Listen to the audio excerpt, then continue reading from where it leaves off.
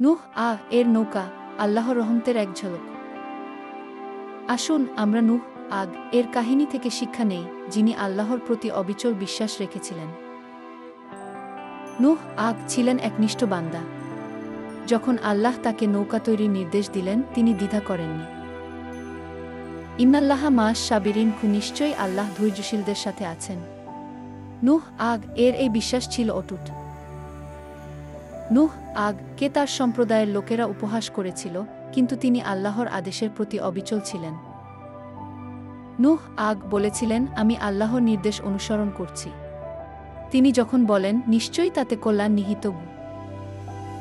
নৌকা তৈরি করা সহজ ছিল না, কিন্তু নূহ ও তার সঙ্গীরা ধৈর্য ও নিষ্ঠার সাথে কাজ করে গেছেন। আল্লাহর উপর ভরসা রাখলে কঠিন কাজও সহজ হয়ে যায়। নূহ এর এই কাহিনী আমাদের সেই শিক্ষাই দেয়। আসুন আমরা নূহ এর মতো আল্লাহর প্রতি বিশ্বাস রাখি এবং তার পথে অবিচল থাকি।